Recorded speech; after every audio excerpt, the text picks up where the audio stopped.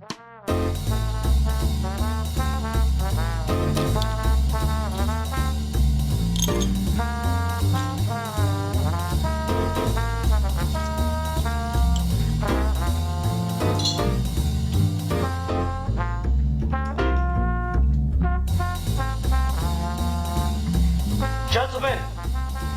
the time has come once again to discuss things.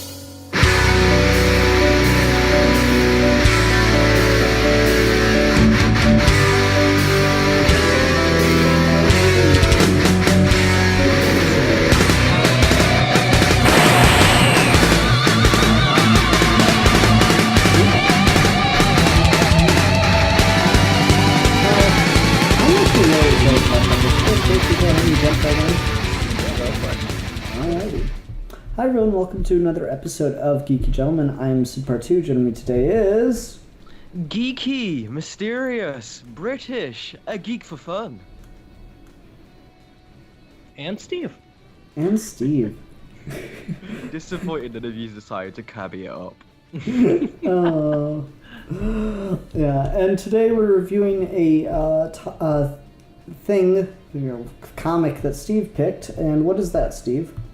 We are reviewing Tom King and Mitch Gerard's Mr. Miracle from last year? Yeah, it's been about a year since it came out. I think September was the last issue. So it's getting close. So I kind of just go to my standard question. What made you want to talk about Mr. Miracle? So, I love talking about Tom King no matter what, which is always fun. Mr. Miracle is readily available on my bookshelf, which is also fun, but this is one of those weird books where I think it's very clear from issue 1 and page 1 almost exactly what this book is about. And the way it goes by the end is surprisingly different, yet completely on track for what it set out to be. When you get to like issue 9 or 10, it's almost like there's this sort of like weird alternate dimension story happening. But then you get to the end and you realize, no, that's not it at all. That's just a coping mechanism for what's been going on this whole time. And it completely threw me, and I love it, and I just wanted to talk about that. Alrighty. See, Mr. Miracle is one of those things for me where I read it month to month, and I thought it was great. Like, it's got such a strong first issue that I know it, like, sold like crazy, and they put out, 6 or 7 printings of the thing, and a director's cut of issue 1 that had, like, an extra 3 pages or something that explained everything you needed to know about the Fourth World. And I actively chose not to go seek that out because the beginning of issue 1 is just so goddamn perfect that I think giving it that little prelude might actually hurt it a bit. And so yeah, it was kind of crazy to see how, like, just right off the bat this kicked off so well. But I gotta admit, as I continued to read it, it got to there were certain points where I really did not understand some of the stuff King was doing, and I thought maybe I'd get some more of it in a read-through of it all together. And I did. A lot more of it seemed to click for me. But then there's still stuff that I'm left scratching my head about, so this will be interesting to talk about and see if I can kind of get some answers to some stuff I'm just not able to draw a conclusion of right now. Yeah, Alfie. I was on the wavelength.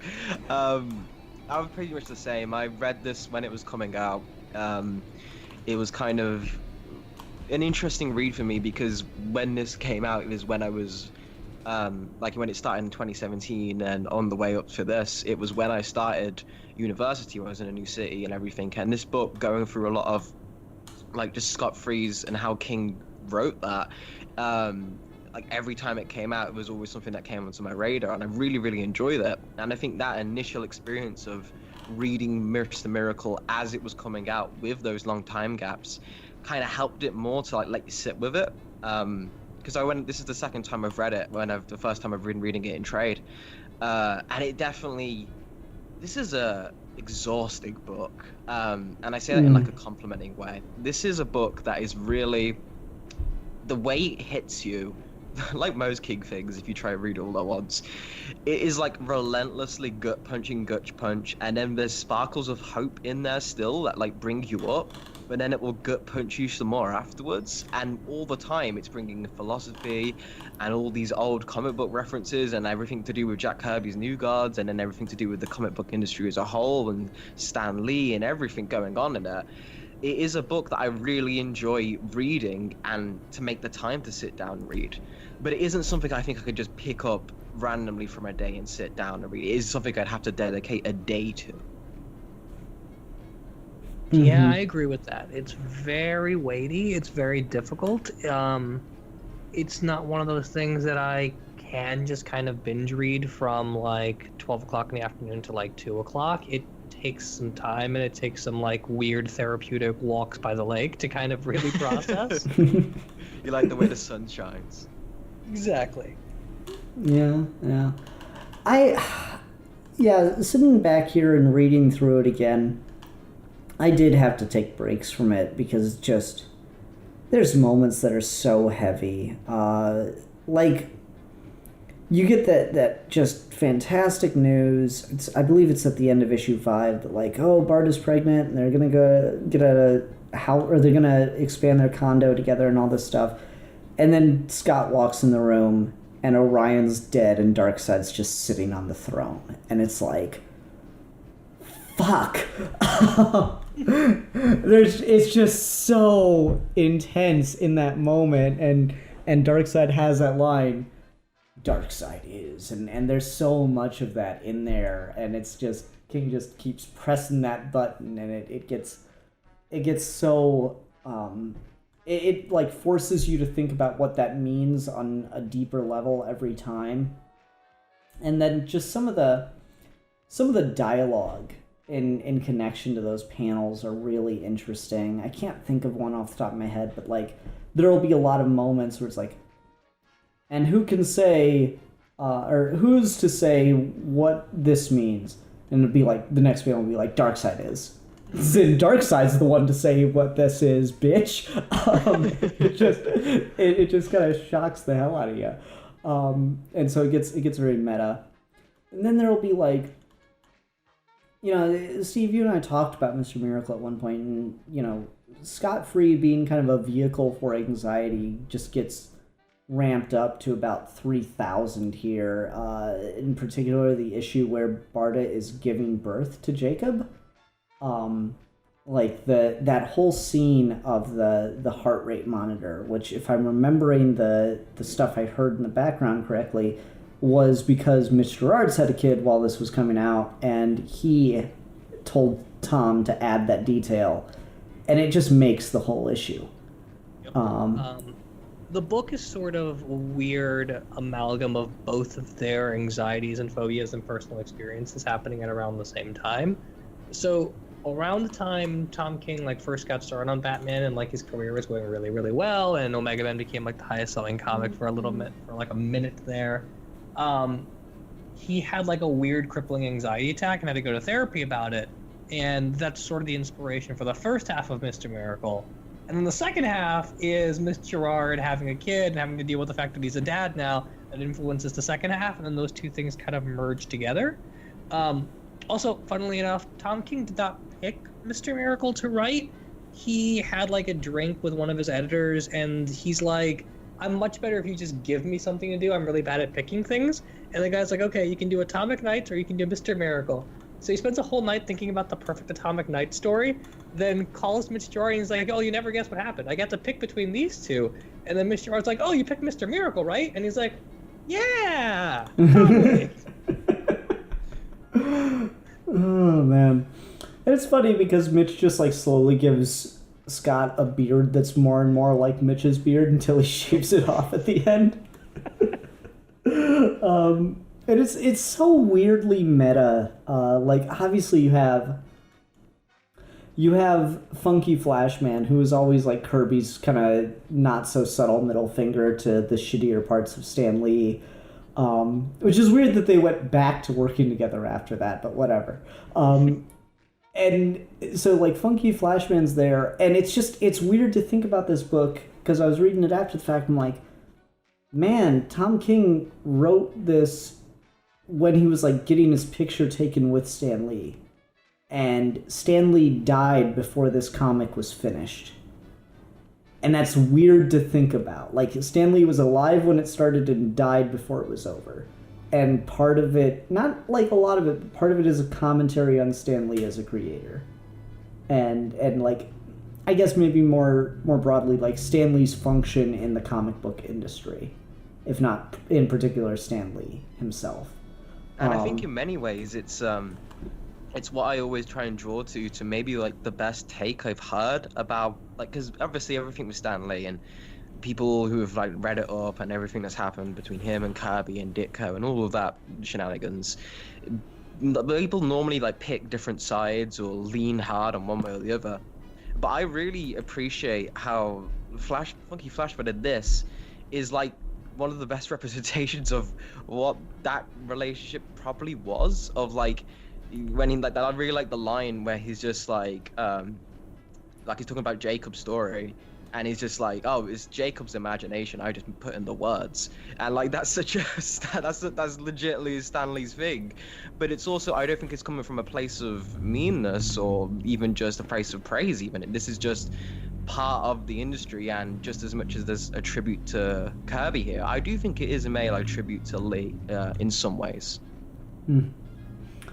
Steve, your thoughts on the Funky Flashman character in this? I agree. I like that it's nuanced. I like that it doesn't just go out of its way to be one big blow at Stan Lee after another, because I don't like Stan Lee. I did not care that much that he died. I know that sounds terrible, but I don't. I really, really don't. I think we overblow his contribution to history and society, honestly. I'm not angry about it either. So seeing Funky Flashman be Stan Lee but not be obnoxiously Stan Lee is kind of neat. And he sounds and reads a lot like the way Jack Kirby wrote him in the original Mr. Miracle comic, where like, you know it's Stan Lee, but he's not in your face, and he's not in enough of the book to annoy the hell out of you about it either. He is basically Mr. Miracle's manager. He functions like that, and he originally functions like this and that. The extra layer of it being Stan Lee doesn't necessarily add too much to it, which is fine by me, because I wouldn't necessarily want that to be the focus of the book, given how much else it's dealing with. No, I definitely agree. It's just, it's interesting to have him there, especially because this comic does a lot of really interesting meta stuff, not only just on like a, reader and piece kind of level, but just on commentary on how the medium functions. So like in that section that was very, indicative of Stan Lee and Jack Kirby, where, how Scott's son is named after Jack, right? Where they go through and they make Tom King draw a couple pages. I love that. I love that so much. It's the weirdest shit to look at, and like I remember reading that and I was like, what the fuck is this? How did they get this approved? I can't believe they got away with it, to be honest with you. I mean, if we want to talk about things they got away with, how did they get away with the page 2 reveal in the original first issue where Mr. Miracle is just sitting on the bathroom floor? And how did they get rid of making Batman kills babies a recurring motif throughout this book? I don't know, man. And like, so that's the interesting thing is, to kind of wrap it back away from Lee and Kirby, because I think that's an interesting part of it, but you're right, Steve, it's not like a huge part of the story.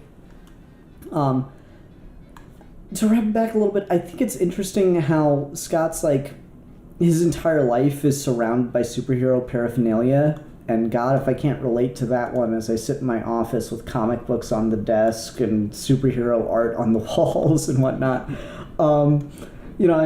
His entire life is kind of surrounded by it. He's always wearing a superhero shirt until he's wearing Sheriff of Babylon. He's always, doing this, that, and the other. And he is technically a superhero, but he doesn't necessarily do much that's very superheroic in this book. And most of the time he comes off as kind of fumbling and, it's not weak, but very ineffectual without Barda there. Like, anytime he does anything cool, it's because Barda's there to have his back. And every time he has to do anything on his own, he's kind of a fuck up. I think that's a really interesting just critique on the way that having superhero characters around us day to day kind of affects us as people. Yeah, I mean, the way the whole first couple issues of the book is set up is that it's not that Scott is incompetent, it's that he has this weird phobia about how he's fitting in society and Barda doesn't. So Barda just like rolls right into it. He's basically the Batman of this book, just beating the shit out of things the whole time. And Scott's not really sure how he fits in that world, despite like really clearly being part of it. Wanting to escape that, wanting to not admit to the reality he's in, I really, really dug and resonated with all of that. Mm-hmm. Yeah, it's one of those things that I feel like is it's encapsulated a lot just by like Mr. Miracle's very rare where you have a superhero whose main profession and draw to fame isn't saving people or anything. He's an escape artist, and we keep cutting back to all these daring escapes, which brilliantly use the 9-panel grid to like show every single step of the escape before or just getting into it, and then a seemingly impossible way he escapes, and then he's fine the next page.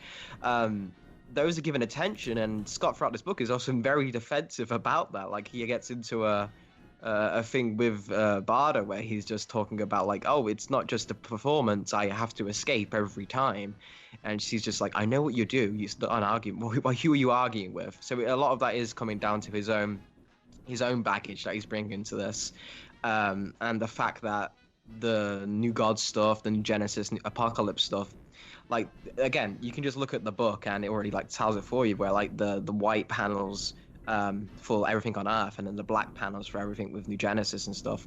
I think that's like a really good indication of showing just how different these two worlds are.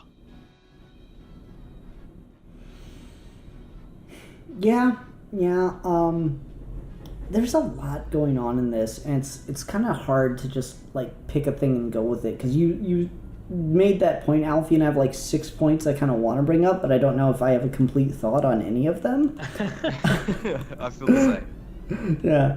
So I'm just going to kind of like, one of the things, like I said at the beginning, I really like a lot about this, but there's other parts where I just don't feel like I got it. So I'm just going to ask some questions that I had and see if y'all two can explain this shit to me. So I'm going to go with the biggest one. What the fuck with the end of issue 11? And the DC Universe Rebirth crew showing up. The fuck's the significance of that? I was so confused. I still am. Well, I think, Steve, you've got more concrete take than me, probably. But I guess I could just give you my thoughts, and then if it's completely off base or something, hit me. Because I do think there is meant to be that initial shock and confusion. But how I took it is, you can go multiple ways with it. Like, either you say that is the mainline Rebirth DC continuity, that 100%, that's what that image is. So that automatically implies that this isn't that. Is this an alternative Earth? I don't think so. I think this is pretty much how you could explain it with Forager or Orion or even Granny Goodness, where you could say that the opening of the first issue, he did kill himself, and this is a form of heaven or hell even, and he makes the choice to stay in that. Or this is just all in his head, and he's just disgraced himself, or even it's not even disgraced himself. He's separated himself from reality, and he's made his own world. Or this is the anti-life equation, and like Darkseid is attacking him, and this is that trap. But I guess more important than any of that is the choice that he remains, no matter whatever this is, it isn't main DC, and he knows that, but then he makes the choice to stay in this. Steve, what was your interpretation of that scene? Yeah. So I like where you're going. I feel like I got to a very similar conclusion with a much an opposite read on it. because this book takes place over the period of a long time. Like, this is clearly like a year, if not a year and a half to 2 years of Mr. Miracle's life. I thought it was all just super literal. I thought the idea was the DC universe in general reboots and crises and breaks and rebirths constantly. And then there just happened to be this one big rebirth moment that's being isolated right now, which is the context this book is coming out in. And so it's all really happening and it's all really there. But because this happens so much and because there are so many shocks throughout the course of Mr. Miracle's life in the DC universe, at this particular point, he's not necessarily sure whether or not to believe that it's all really happening again or not. And so he can either choose to be isolated from that reality and think that none of this is real because none of this makes sense and all of this goes crazy all the time, or he can just accept that that's a part of his world and live in it, and because it's just as crazy to deny everything that's happening as it is that it's all happening. Interesting. I guess the way I kind of took it, and the reason I felt so confused by it was, like, you could maybe try to make the case that, oh no, he just exists in our world. It's just our world with New Genesis and Apocalypse. Which, you could probably make that case if not for things like Booster Gold and Ted Cord. They're only in it for a moment, but they are there. Otherwise, everything else is Fourth World. It's like, I was thinking, at first I was thinking, oh, maybe it's like, okay, so he's in the real world the whole book, and now it's his opportunity to go to the superhero world that he's kind of been surrounding himself in. Or that has been surrounding his life and providing so much strange commentary on his life. But then I started thinking about it more, and the reason I was left so confused was I wasn't sure if, like, you were supposed to take that moment of him just seeing that universe as him rejecting to go in it or not, and then you have issue 12, which implies that he chose heaven or he chose hell. But that doesn't mean that he also didn't go. Like, oh yeah, everything's the same. Well, I mean, he had Barda and Jack with him at the time. So is everything the same? He just migrated universes, or am I asking the wrong kinds of questions here? I think what maybe goes against that, or just because I think the best, like, obviously where Granny Goodness shows up and Orion shows up and Forager's showing up, and even when, like, that Dark Side shows up and he's just silent, these are all people who scot-free is being manipulated by, or has enemies against, or just don't understand his own life. So they've all got their opinions of what this is. But when you get to Oberon, I think that's how you say his name, right? Mm-hmm. When you get to him, and he just says it, and he's the one who's been established as the guy you can trust. He's the guy who's on the level with him. He knows everything about him, and he's talking about the crises and the continuities and all that. He basically states it bluntly. I do think it is kind of directly stating a very, maybe just a cyclical nature of comics, and like that idea of how, because this is something King uses in his work a lot. He uses it in his Batman work with the whole Catwoman and Batman like disagreeing on, did they meet on the street or did they meet on the boat? He's directly acknowledging the continuities and just hyper time of Morrison, or just everything has happened idea. And I think this is bringing that into the kind of thing of like, well, this is on its own. This is on its side thing. It's separate from all the different crises and continuities. And it's peaceful of that, and you get to live, and that allows it to change, like meaningfully change. Like, he can have a kid here, and the kid can age naturally, and then he can have a daughter, and then that daughter will eventually age naturally. He can kill Darkseid, and Darkseid will stay dead, kind of thing. And Calabac will take his throne. Like, things that could happen in the main continuity, but would never stick. And I think maybe that's what it's trying to bring on. I'm kind of just letting words flow at this point, but it's one of those things where, yeah. The weird thing with that, then, is if it were only text, I'd probably agree with you, but Gerard's does some weird shit with the art here that kind of gives you a message of, hey, this might not be all there, and Oberon's one of them. Like, Oberon, the art for him, you can see like pieces of tape covering up certain parts of him. And anytime you see something like that, it means it's something entirely in Scott's head. Anytime you see something that like looks very, very strange like that, it's meant to be, or the communication is, this is in Scott's head, this isn't necessarily what's actually happening. And that's all over that final issue with, Granny and everybody. So it's really hard to take, like, okay, yeah, so here's the voice of reason, the ultimate truth. And it's like, well, is it, or is that just what crazy Mr. Scott Free wants to think? Because he's been seeing things throughout this entire series, and we're always left in this place of, with Scott, was that real or was that not? And it's just really hard to take that point as true or not, Mm-hmm. I think, to go back to a question you asked about your question earlier, I think the point of it all is whether or not it's all real, quote unquote, is less important than the fact that Scott just has to accept that he's living his life in a way that's positive and not worry about what's real and what's not. I get why you're confused, but at the same time, I feel like this is not a thing that like has an explanation or is even one that like concretely deserves one, as much as it's just what's his choice. And his choice is the thing that matters, not figuring out the reality. Because figuring out the reality is just a part of his life. Mm-hmm. Yeah, I think that's fair. The reason I'm asking about it is more because it's just not the one thing, but it is one of the things that to me stands out the most, and I am just...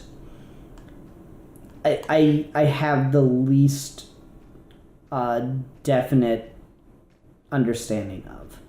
Like, everything else that I'm kind of confused about, like the face of God thing, I think I've got a decent handle of it.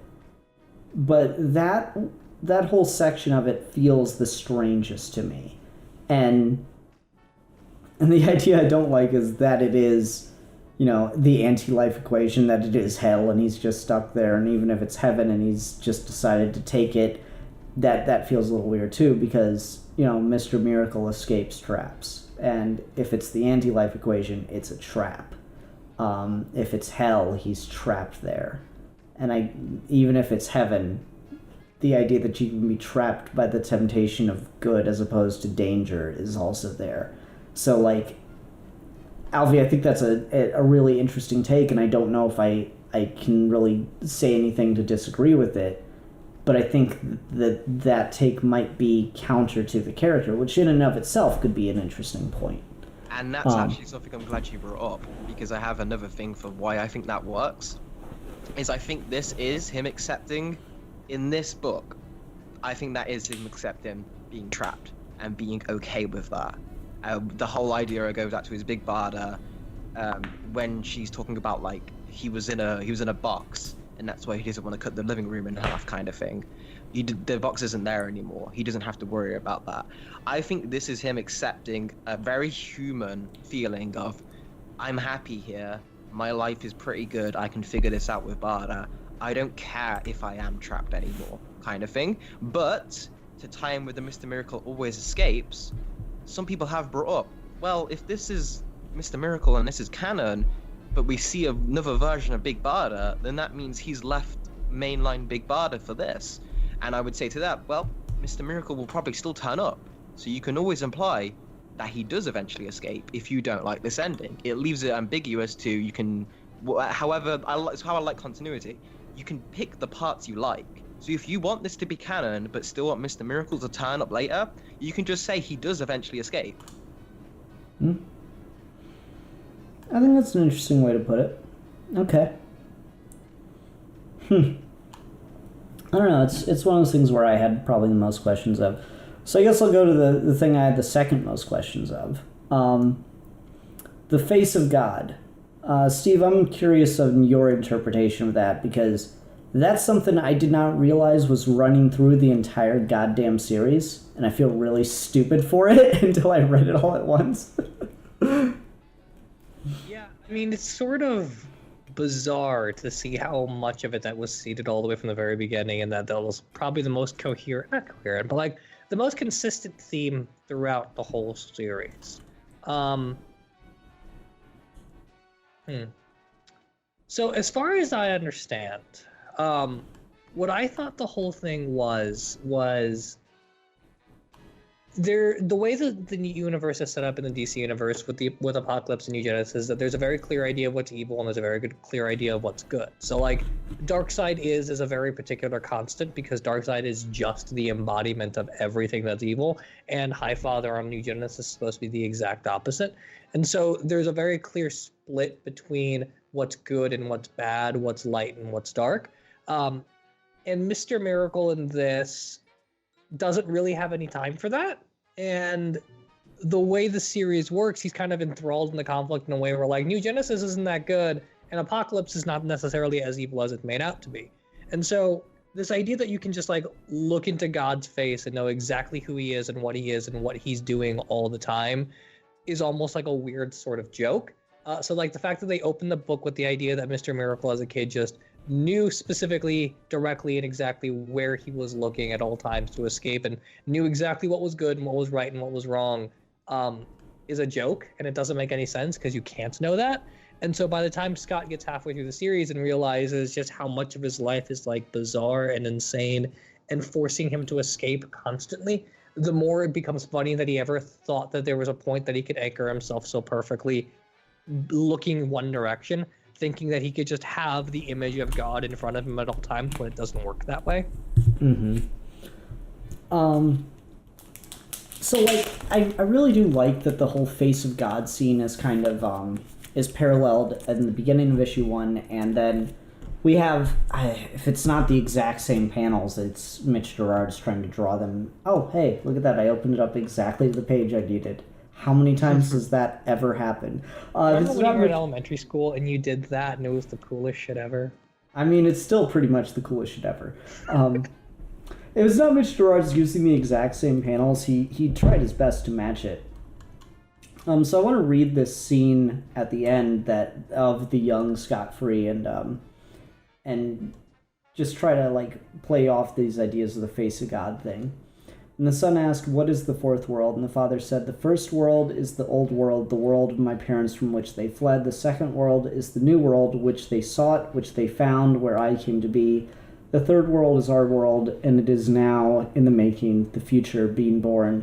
And the fourth world, my child, that is my world, the world I see when I close my eyes and try to escape." So I think it's really interesting to parallel the idea of the face of God, and like God gets brought up so much in this, kind of by necessity when you're dealing with, new gods. We get the ontological argument boiled down in a 9-panel grid. God damn it! It's the best thing ever. I love it so much. Yeah. So like the idea of God is played with so much here, and ultimately, that scene in particular comes to mind for me because the fourth world then just becomes the future, like the undiscovered country. And I find that really, really interesting how like the idea of God just slowly gets replaced with the idea of looking forward, hoping for the best, because you're trying to escape the now. And which I think is like represented with like when he looks at when he looks at Jacob and he has that moment where he says, I had a moment where I saw all of my fathers dialing back forever, and then I saw all of his kids dialing back forever, and I was scared at first, but then I was content, then I was anchored. Yeah, it's so strange because again, it works on such a meta level where it's one of these weird things where I feel like Steve, you have the trade of this, right? Yep. Okay, does it come with like a companion that talks like with all of Tom King's and Mitch Gerard's tweets throughout the series that were related to Mr. Miracle? I wish it did. I mean, I think it should, because I feel like this book loses something if you don't know what was going on with the creatives' lives at the time. Because it's really helpful to have that context, yes. Yeah, like I can't imagine what I would think of that without knowing, yeah, Mitch Gerard's had a kid in the middle of this. And Tom King had already had kids, and so, or yeah, Tom King has 2 kids if I'm remembering correctly. And so it's really weird to think about like how you would try to take this without that knowledge of, yeah, in the middle of this coming out, Miss Gerard's had a kid, and so the story changed probably pretty drastically because he started, at the very least, he changed the course of one entire issue. We know for a fact. And so the idea that it didn't have an effect later on down the line is kind of a weird thought too. And so it's just, I don't know, it's very strange. Like, I can't imagine that when King sat down to plot this out, he didn't know Barda was going to get pregnant at one point in it. But I don't know how much of it, just because of how much of it's dependent on that idea of the future. But I don't know how much of it was planned to revolve around Jacob, whatever, as it did, you know? Like, as soon as he comes in, he is a major character in relation to what he does to Scott. Because the book almost stops being about Scott Free at that point and becomes about that family. I mean, you could make the argument that it, that wasn't planned at all, because again, you going off the story that he said he created the best other idea in the world, and then the moment Gerard said, "Oh, pick Mr. Miracle," and he immediately changed it and became something else. I think Tom King might have legit just changed the story completely, and he's just good enough to make it work. I don't know. I mean, anything's possible, especially under Tom King. But I mean, like, he put Kite Man in as a joke and then made it the most tragic shit ever. But like, so much of this seems really dependent on Scott having a kid at some point. Like, I don't know how you pay off some of the stuff set up in issue 1 without the stuff you get to by issue 5. I think Scott having a kid was probably in the works the whole time. I think the issue, though, was maybe on some level the idea of Scott having a kid didn't have as much of an impact as it does now. But the moment it happens, like the second you realize that Scott is deciding to go ahead and kill himself, but then Barda reveals that she's pregnant, and Scott's like instantaneous mind changes about this whole situation. I think, if anything, King underestimated how much of an impact having a kid would have on this kind of character, and having his friend go through that in the moment is what helped solidify all those themes. Having a kid was probably there from the very beginning, but it was probably a very much different, if not more subtle thing than what it turned out to be. Yeah, see, I'd buy that. Yeah, I think that makes a lot of sense. It's just, it's really interesting because, again, to get to that meta nature of comic books, I believe this series was like rejected for something because it was classified as a collected comic as opposed to a graphic novel. Like, it was up for an award and it was rejected for that criteria.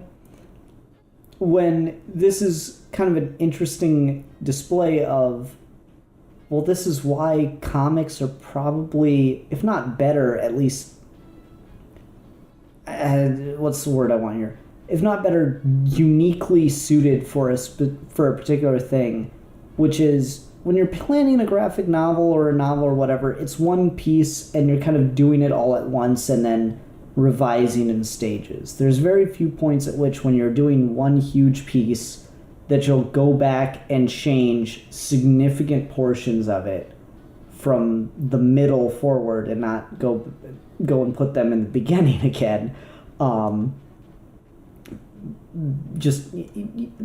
I feel like I'm really stumbling over my words here, but do you get what I'm kind of talking about? Yeah, it's like the idea that you can, it has when you're telling stories like this, which are like so emotionally charged and like coming from a place, and you're not just like thinking of plot, I think imagine a lot of the creative process here is just emotions first and then building plot around that, because people's lives can change over the course of like 12 months or more. The comics can capture that in a way as like a snapshot of these people's lives that if you did just plan it out all at once, you could never do it.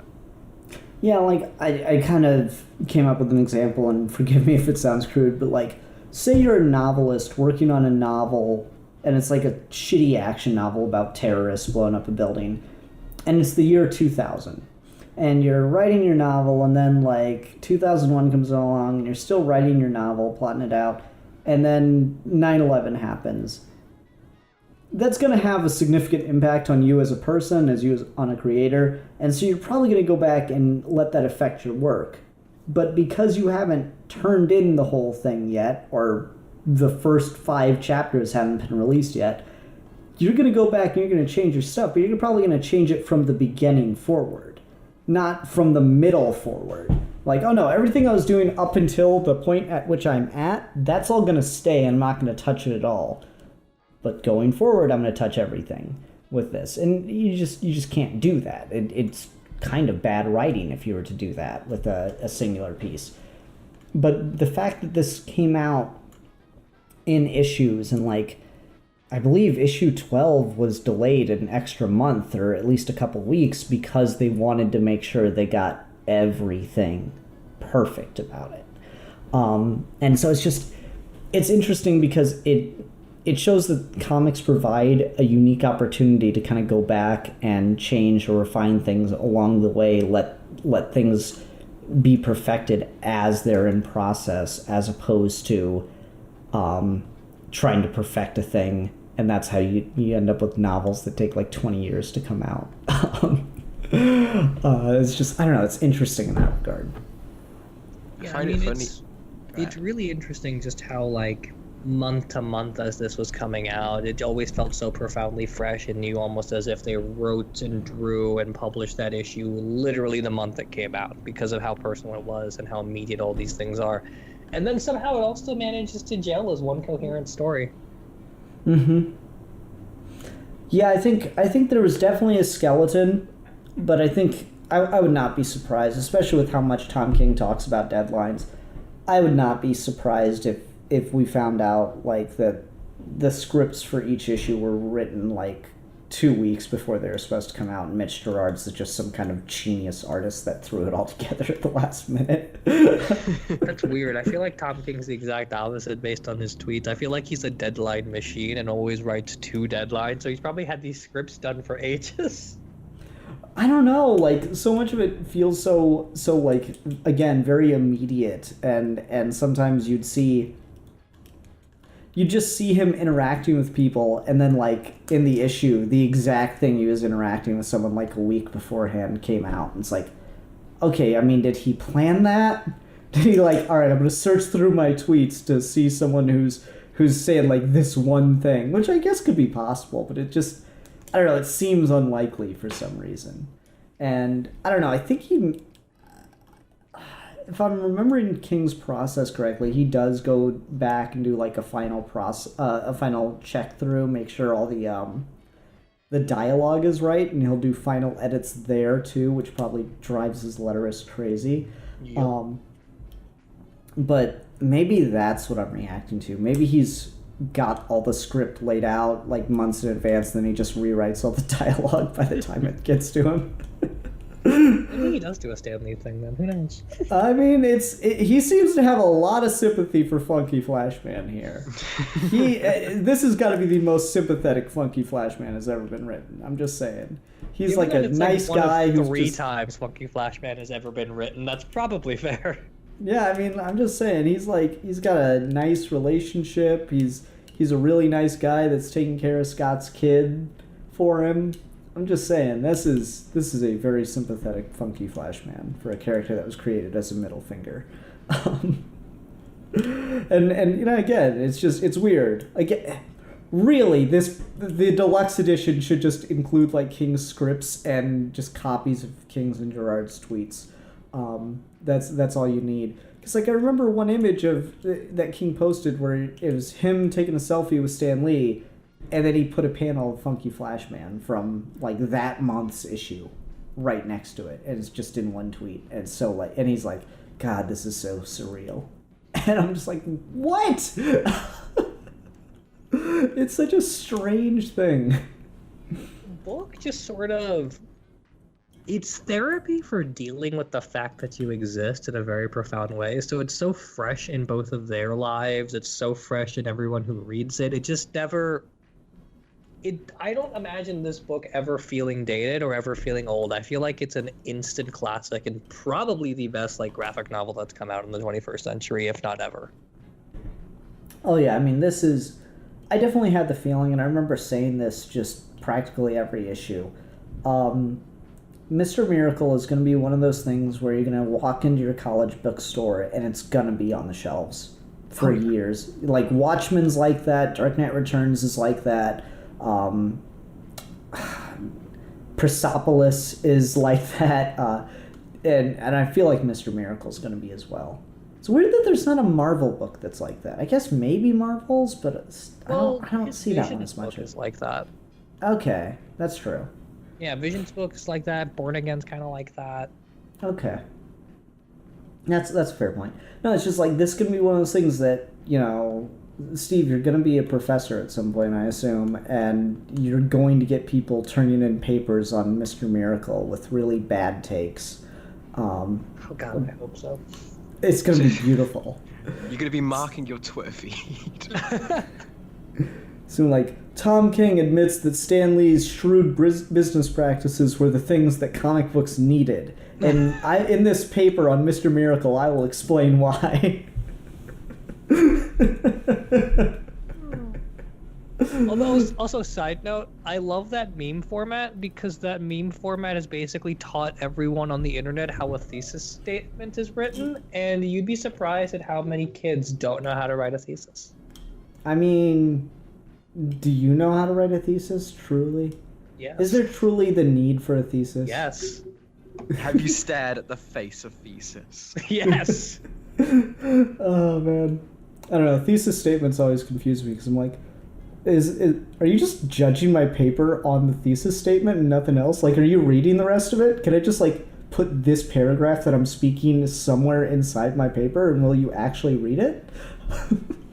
I always got the impression with thesis statements that are like, okay, he wrote a good thesis. I'm going to write some notes here and here and circle this in red and make good point, and then give him a B+. Aggressively highlight, question mark. Yeah, exactly that. I had a philosophy teacher who said, don't be surprised if you find out that one of your professors just takes your essays, drops them down a flight of stairs, and the ones that land closest to their feet are the ones that get an A. I'm like, wow, that's good to know. Anyway. So the other thing I wanted to talk about in this book is Scott's relationship with Highfather, because it's very particular and he doesn't show up a ton. Highfather shows up maybe 3 times in this whole book. He shows up in the first issue. He shows up at the end where Scott punches him in the face, which is the greatest thing ever. And he shows up like somewhere towards the middle. I can't find where, but I will find it. I like this idea that we're finally examining the fact that Scott is Highfather's son, not Darkseid's, because it's not a thing we ever really did. Mr. Miracle doesn't have like the longest publication history in the world. Like, a quick Google search and $100 will buy you basically everything he's ever been in that matters. And in none of those things, not like Seven Soldiers, not this, not the original Kirby run, or even like the Fourth World stuff, does Highfather ever play like a very prominent role? Because he is basically God. He's just a dude that's there to personify all in eternal goodness, and it's more about like his council of weird squabbling underlings that are interesting in the melodrama, not God himself. It's a very Paradise Lost-y kind of thing where like God's just like a really big mean kid on an anthill and you never see him. So in this, was John Milton the first emo kid? Huh? Was John Milton the first emo kid? Probably. Okay. Almost definitely. Well, I mean, to be fair, Satan was the first emo kid, but... Okay, fair. But, so in this, the fact that Scott talks to Highfather immediately after trying to kill himself in the opening is really nice. The fact that his dad's like really distant about it and just kind of goes away is kind of touching. And then at the end, when Highfather's got like this big speech about like Scott accepting who he is, and then Scott just punches him in the face and says "fuck you" is the most therapeutic thing ever. Well, like, it's one of those things where I've not read a ton of Mr. Miracle, and it's one of those things where I read Kirby's run. And I think Kirby, like, always has really interesting ideas. I just don't know if he delivers them in at least the most intuitive way. But, I mean, goddamn, the man traded his son for, to end a war? And I found it fascinating that we put Scott in the same position and he legitimately thinks about doing it for quite a while. Like, there's a whole issue where he thinks about that. And it's possibly the most sympathetic we've ever portrayed Highfather. Like, it is kind of just naturally weird that Scott never interacted with Highfather about that. It's like, oh yeah, no, it's cool. You traded me as a baby and let me live a life of torture and hell. But no, I'll fight for you. We're cool. I mean, it's probably there subtextually. Like, there's a reason Scott lives on Earth and not on New Genesis. But still. I mean, they deal with that here, and I really, really like that. I like the fact that Scott's mundane, sort of like weird, normal housewife, or not housewife, or house life of like going to the store and buying veggie trays and arguing with his wife about remodeling the house is just the essence of his existence, because he doesn't like the way that sort of epic New Godsy fourth world exists, and it just gives him too much anxiety. I love that. I love just how weird every day he kind of is. Mm-hmm. Mm-hmm. That's really interesting. So you get the scene where like he punches God, and it's like, and who among us has not wanted to punch God in the face and say "fuck you"? I know, right? You get the scene where he punches God, and that is probably one of the better scenes in the series, because it's not even like Highfather's being a dick in the moment. Like, Highfather's kind of right, and he's almost kind of congratulating Scott. And then it's just, nah, fuck you. I really don't like you, man.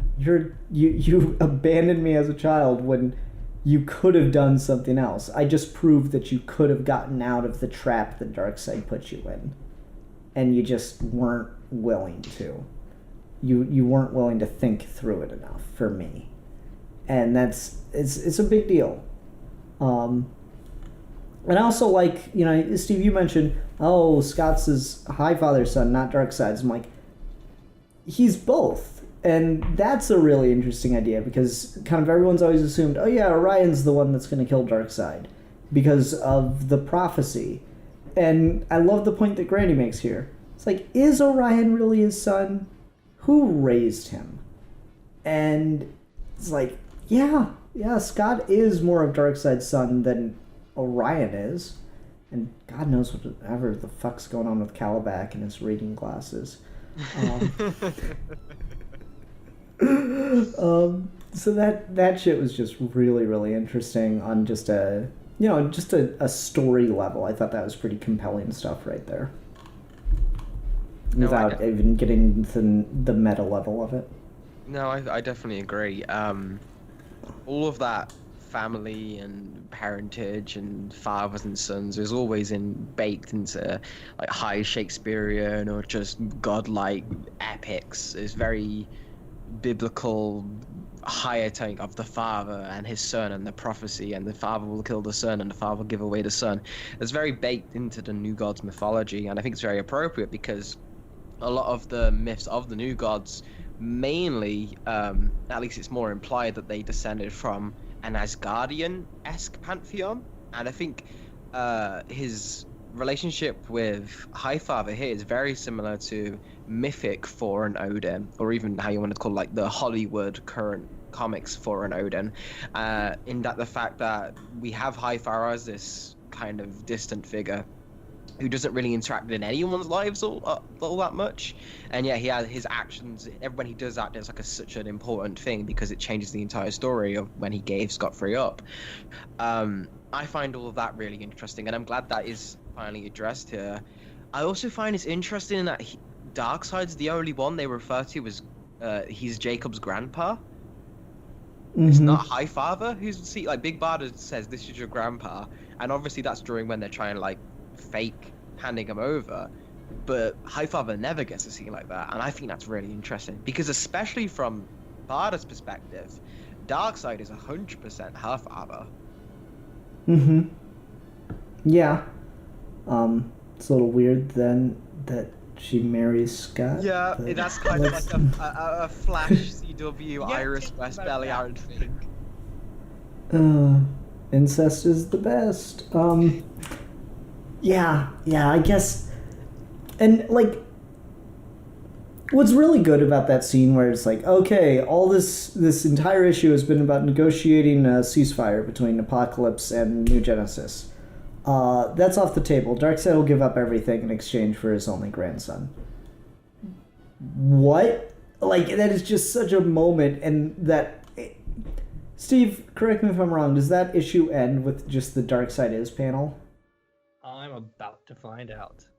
If it's not, it's like the second to last panel or some shit. Because it is just the darkest, most evil thing you could possibly do. It doesn't end with that panel. It's like 5 panels of Scott going like, what? And 5 panels of just Darkseid's laser beam eyes. There is no Darkseid Is in this issue. Well, okay, there's like 1 Darkseid Is in this issue. Okay, I guess I'm surprised because it feels like that's just the moment where that's the most felt. So maybe it's not that maybe it's just that it's not needed at that point because you just get it. Like, that idea that Darkseid is all the dark things, and so it has such just an impressive fucking moment to it. And things are just looking up, and then everything gets worse. Is pretty damn oppressive. Yeah, that scene is great. The issue after that, where they're debating what to do about Jacob, and Barda just kind of loses her shit about how selfish Scott was in this situation, is one of the best scenes in the series and a real tearjerker. Yeah, I think that's probably my favorite scene where she just... Because she's been walking on eggshells around Scott a little bit, and she's clearly not comfortable with it. Like, even since issue 1, when they get back home and she's like, no, I'll clean the blood, you'll rip your bandages. Like, the dialogue there is clearly, she's angry, but she knows she can't be angry at him right now because of the place he's in. And it's that weird metatext of, Scott also knows that, and that's making him feel worse because he knows he's just so selfish. There's a great... You remember when we reviewed that Bright Eyes album, right, Steve? Yep. Okay, so there's this great moment in another Bright Eyes song where the lines go, I awoke in a daze in a Chicago hospital, weak from whiskey and pills. My sheets and tubes were all tangled. I saw my father staring out a window, looking so far away. I tried to speak, so sorry, so selfish. He said, hush, child, I love you regardless. You just can't do it again. And it's like, shit. It's that exact kind of feel of like, oh, I'm really sorry I did this. And you begin to feel bad for the actor doing it. And so, like, that whole thing's going on with Barda and Scott, and it's there throughout the entire series to that point. She is literally trying to be so nice to Scott, and she's getting so exhausted with him because that's just not Barda's default. Like, especially when, you know, Orion's planning to execute Scott, she's like, I'm not going to be the one that makes you stay. And eventually she just has to be because she realizes he's not going to give up on it. So, like, that whole thing gets really interesting, and then she just reaches a breaking point because now she can't be that for Scott because she needs to be it for Jacob.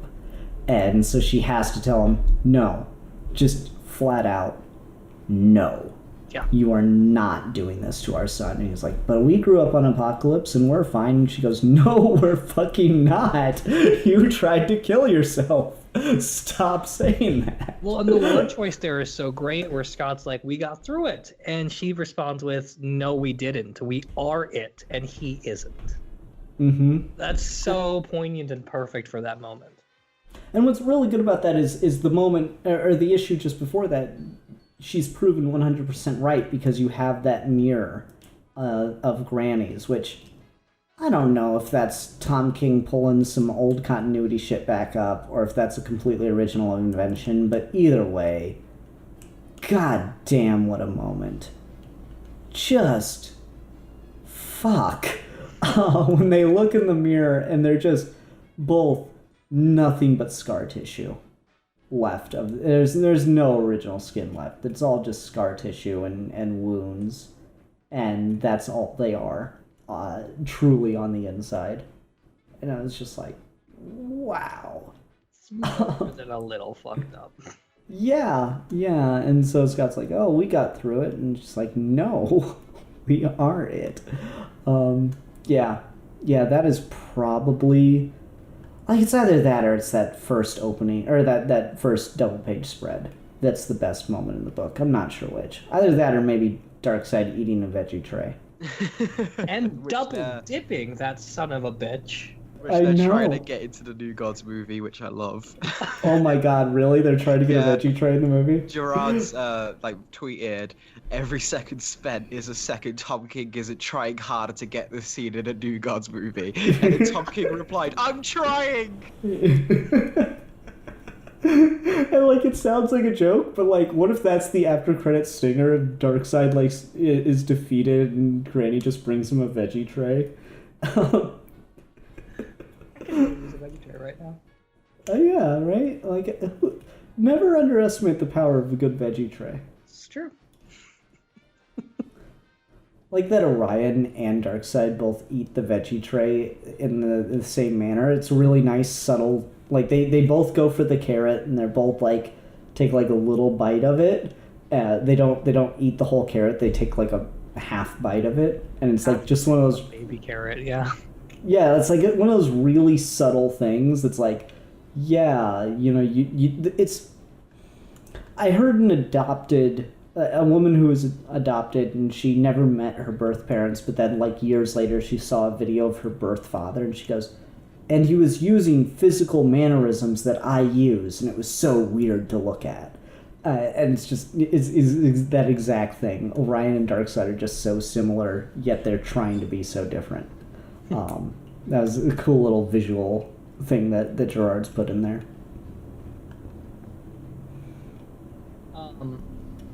I guess the other thing is that this book is very heavy, but it's also just really funny. Oh yeah. Mm-hmm. Those two, like, guards on New Genesis, where they just ask weird questions that have no answers. Like, if we're the fourth world, what are the first three? Well, the first world is... let me open up to this page again. We'll go through this a second time. Funniest thing ever. Because everyone needs to realize is that is these two in a DC book. They got an official cameo, and I will not accept it otherwise. That You is know, the funny DC part of- New Gods Geeky Gentleman. The funny part about that is, like, they don't have faces in that scene, so, like, if someone really, really wanted to, they could take the images that Jake drew of Steve and I, and they could Photoshop them into those helmets. I really feel like this is a thing that needs to happen. Okay, so here it is. So if we're the fourth world, what were the first three? It doesn't work like that. If there's a fourth, then there's a first. What, do you know anything about theology? Dude, I'm a god. I am theology. That is the thing that has always gotten me about Kirby's fourth world is, so they're all gods? Well, and Asgard, too, for that matter. So they're all gods, and, like, what are we talking here? Like, the god of lightning, or are we talking, like, the god of this blade of grass? Like, what is the level of deity that we're dealing with here? Where, like, yeah, you're a god, but you still got guard duty? What is that? Well, so you gotta like rank up, right? You start as just a deity, and then eventually you get promoted to like gods of blades of grass, and then eventually you can be like fucking High Father or All Father or something. But it takes time. Okay. Well, I know, like, the Greeks are really weird, so it's hard not to think of it in this way, but, like, the Greeks had, you know, everyone knew you're Zeus, you're Poseidon, yada, yada, yada. But, like, do you either of you live near, like, a creek or a river? Yeah. Like, not a major one, just, like, a small little creek or river. Yeah. Yeah, there was a god for that. For that particular creek or river, there was a god. The one that was just in your backyard. Yeah, go pray to the god of the river, kid. Yeah, of course. It's like, what the fuck do you do with that? There's so many gods. If I don't pray to the god of this one particular lake, how am I supposed to get that nice ocean breeze I deserve so much? I mean, if you want an ocean breeze off a lake, you're gonna be waiting for quite a while. You need, like, the tide to come in and out a couple billion times. Not if I pray hard enough to this god. Okay. Alright, fair enough. Yeah, the comedy in this book does really get you. Again, the fucking veggie trays. Some of the... I like some of the darker comedy a bit more, to be honest. Like, I'm a little disappointed we killed Granny off in the same issue we introduced her, because, God, she's bitterly hilarious. She is kind of great. Yeah, like, oh no, don't worry. I'm starving him to death. I just like him to be here when other people are eating. It's like, fuck me. That is so evil, but so fucking funny to just... And Scott and Barter are just so immune to her bullshit at this point that they're just like, yep, okay, this is dinner with Granny all over again. Well, and Granny's got like a very particular, interesting presence throughout the whole book. Like when they say only Granny can teach, and how like Scott periodically is like, "Do you ever miss Granny?" Or like recalling things on Apocalypse as if they're nostalgic. Mm-hmm. Yeah. We don't have a first song, Scott. We'd have like the screams of the damned. Motherbox, play the screams of the damned. It's like, that's what Steve listens to when he's alone. This is true. Alexa, play Screws of the Time. Alfie, say that just a bit louder in the off chance that someone's listening to this on speakers and also has an Alexa. It's literally a mother box. Alexa, play Screams of the Damned. Oh man. So like that shit was pretty good. I love how many jokes that King just put in here and just made them like these deep story moments. Like the fucking master and the apprentice artist story. That's just a joke. I don't know if that has any fucking meaning to the story being told. I guess there's something about, well, because yeah, there's the idea of perception of the outside, so that's in that issue, but man, he went a ways to get there. You know, like there were easier ways to set up a metaphor for that. Yeah. But I feel like that also has the, first of all, that leads to the great line. You take a piss with the son of God, you have to say something, even if it's a lie. That is a fucking rule to live by.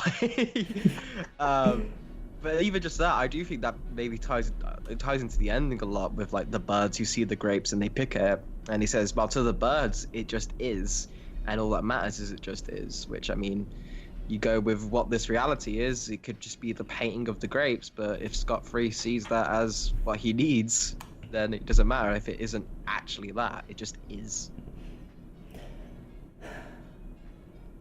I'm not sure if I'm nitpicking the metaphor or if this is a profound point I'm about to make. So, just brace yourself for that. It does matter because the grapes on the painting might look very convincing, but they're not going to give you sustenance. I mean, there's another reason why you could go with, do you see this as a good ending or a happy? It doesn't necessarily have to be seen as a happy ending. Okay. I don't know. It's an interesting one. here's a question, because we're getting to our ending point, and so here's a question I want to ask. Because we all know DC. How long till they do commit and put this 100% literalized into continuity without giving it a second thought? I mean, to me, I think it kind of is already. And I No, think no, no. You don't understand what I'm saying. Like, how long until the next time we see Scott Free, he's got 2 kids, and okay. they're not even kind of considering the more vague points about this, a la Before Watchmen and Doomsday Clock. I think it'd have to be when King leaves then. You think they're gonna wait that long? Well, just again, I think he's just got too much pull that he could probably pick up on something like that. I mean, maybe. I don't know. I'm just Well, curious. the same situation as like Vision, where like there is no real reason to have her show up past that story, but you let a certain amount of time pass, and they just kind of let it happen anyway. It's true. All right. I don't know. Just asking.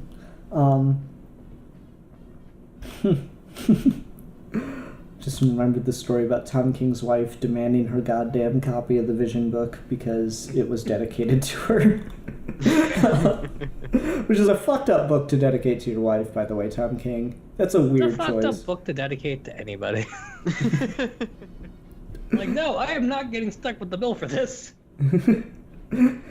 Like, I mean, maybe if you had like an evil twin or something, it'd be an okay book to dedicate to. Fair. I dedicate this to my Earth 2 counterpart. Someone needs to have the balls to write that. That's funny. Alright. Do we have anything else we really wanted to get into on this?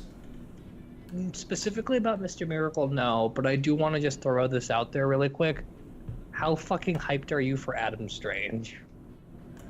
It's the strangest idea. I guess they're just going to keep doing this, go through DC's D-list characters and write seminal works on them. I'm a little bit in the boat with Alfie because, you know, it was announced that King was leaving Batman, and Gerards was tweeting images of, like, Alex Ross Justice League pictures in that time. And it's like, oh, you guys just don't know what's coming. And I was like, are they going to do, like, Justice League Earth 1 or some shit? And then, no. So, like, I'm sure it will be great. I just kind of got hopeful that it would be something with, like, really big name characters again, you know? I think that's fair. I'm still pissed about the way his Batman run's being truncated into that miniseries, because if you do the math, he's still technically getting less issues than what he would prior to that. Like, he's losing an entire arc.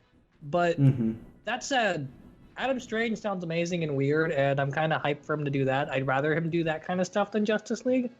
I feel like the one thing Morrison has on King is that Morrison balances the ability to play in a giant toy box of all the cool toys better than someone like King, who seems to need like really clear direction and focus.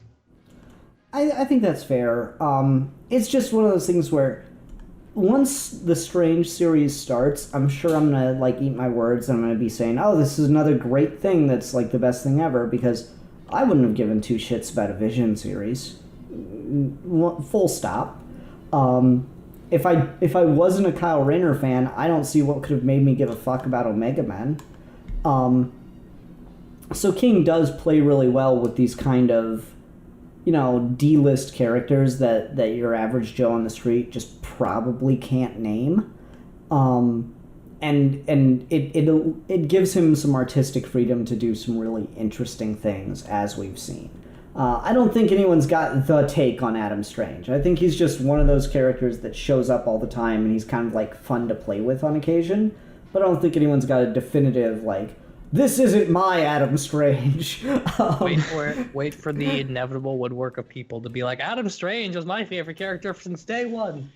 Yeah, and then Tom King gave him trauma.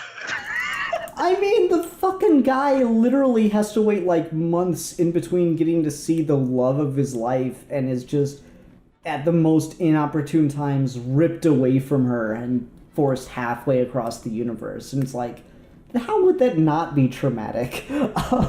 Well, and then Perfect premise for Tom King too, because like the whole context is you fight like immediately, then you get zapped away, and then immediately get zapped back when you don't want to and start fighting. Like it seems like the weird sort of breaks in action are perfect Tom King logic.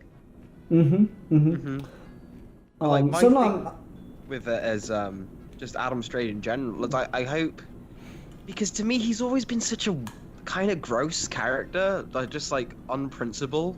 Like he's a loser on Earth, and he goes to this other planet, and suddenly he's like the coolest guy around, and he gets the ultimate girl because he's simply a stronger, greater man than everyone else on this planet. it's got a little white savory. Yeah, it's yeah. very much the incel becomes the Chad. And I find that really gross, and that's why I'm just like, Adam Strange, just Blair character, put him in the bin. I like the thing that sold me on this after got over I really would have liked them to see them do like a 12-issue Justice League dedicated thing, or even just like a Trinity thing, is over just on that Shayna was involved, because Gerard has a shade to make this book look fucking gorgeous. But also the fact that they very seem to be like in that teaser where it shows like the classic Silver Age Shayna drawing, and then you see the Gerards like the graffitied like traitor, horrible immigrant kind of things all over it. I kind of do want this to be, it probably will, but I want this not to be like a character study of Adam Strange, but more so, here's why everything's wrong with this fucking concept. In that, the Gerard cover's got stuff like Space Liar and War Criminal and stuff written down. I'm like, oh, this is gonna be so fucking cool. Yeah, so that's what sells me on that, at least. Even though, like you said, Ian, if it wasn't King, I wouldn't have given two shits. I mean, like that's the thing. I would love for them to do the big name characters, just because, you know, it's such a like shitty thing, but it's just what it is. I'm gonna care a little bit more if, you know, King touches Wonder Woman, or, you know, King doing Wally West was kind of a big deal to me, and I thought it was really, really good. But I don't know where it's gonna go. I'm really, really curious, and I'm gonna read it because it's them. So, you know, let's give Adam Strange a story that's gonna completely deconstruct all the ideas of Adam Strange, and we're just gonna have to deal with this for decades now. I'm kind of annoyed that we have that great anecdote about how Mr. Miracle got made, and we aren't getting an Atomic Knights comic now. I'm sure you'll be okay. I really wanted Atomic Knights comic because I don't understand who the fuck the Atomic Knights are. Yeah, you want the definitive take on the Atomic Knights? I do. So in my long history of reading comic books and being in the comic book culture, there are two very specific moments where something came out or was announced, and my reaction was, "What the fuck is that?" Because I've never heard of it. Because I've heard of a lot of things. And the first time was when Guardians of the Galaxy was announced as a Marvel movie, and I was like, "Who the fuck are the Guardians of the Galaxy?" The second time was when King was like, it was Atomic Knights or Mr. Miracle, and I was like, who the fuck are the Atomic Knights?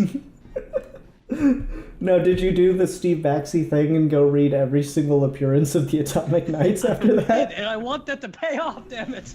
He put in the time, he put in the money. Also, surprisingly easier than anything else, and to be fair, they could show up in the Adam Strange comic because that's where they first appeared, so I don't know, but still. Okay. How do I know you this well, Steve? I don't know, I'm pretty predictable. Okay. Alright, fair enough.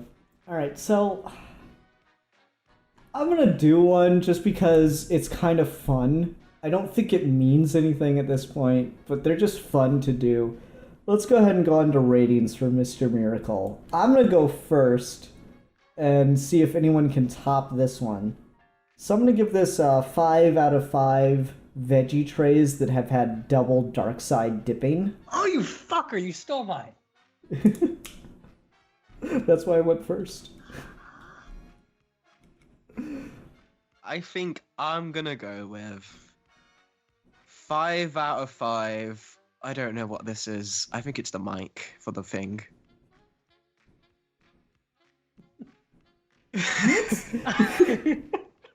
I'm waiting for people to get that. That was good. I'm so confused. I'm going to give this 5 out of 5 Batman killing babies. Batman kills babies. Fucking that's when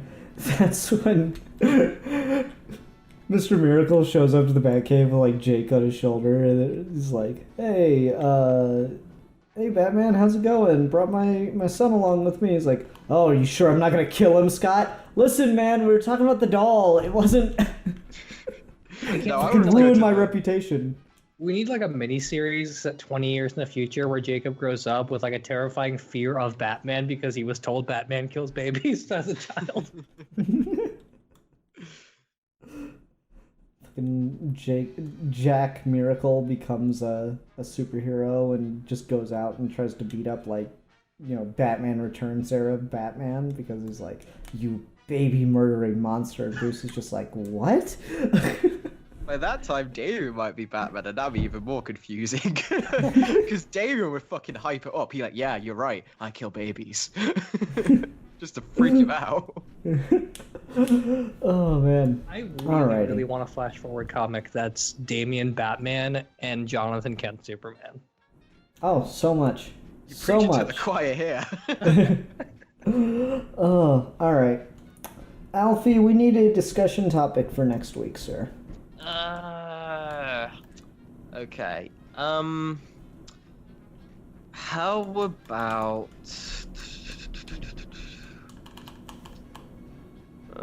no.